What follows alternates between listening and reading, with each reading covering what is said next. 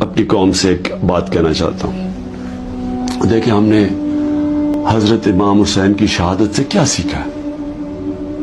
ہم نے سب سے پہلے یہ چیز سیکھی کہ جو لا الہ الا اللہ، جس کا اللہ جس کو ایمان دے دیتا ہے، اور جس کو علامہ اقبال کہتے ہیں عشق.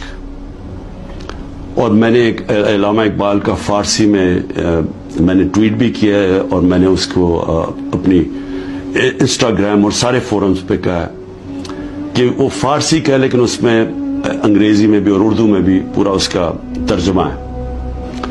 تو علامہ اقبال ان کی شہادت کو کیسے دیکھتے ہیں؟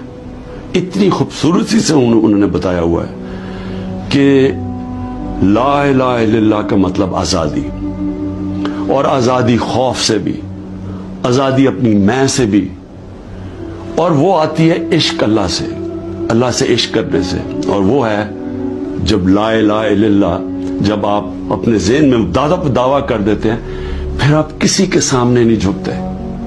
تو جب پتا تھا کہ وہ پوری کی پوری فوج سامنے کھڑی ہے، پیچھے نہیں ہٹے، جھکے نہیں.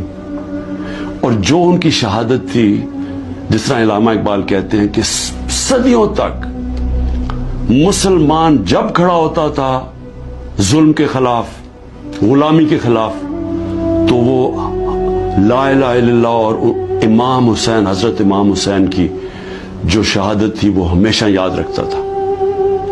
وہ جو پتا ہوتے ہوئے ایک انسان کو کہ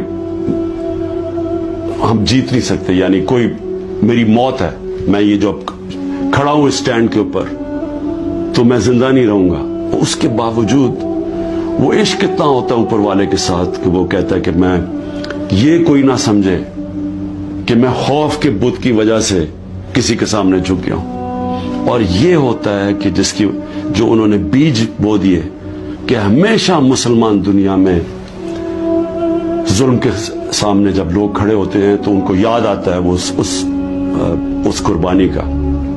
اور یہ بھی یاد رکھیں کہ یزید نے کیسے یہ ظلم ہونے دیا تھا. وہ کیوں کامیاب ہوا؟ کیونکہ کوفہ کے لوگ اتنے خوف زدہ تھے. اس نے اپنا ظالم گورنر کو رکھا تھا، اس کے ظلم کی وجہ سے وہ اتنے سہمے ہوئے تھے، وہ اتنے ڈر گئے تھے یزید کے ظلم سے کہ وہ نکلے نہیں.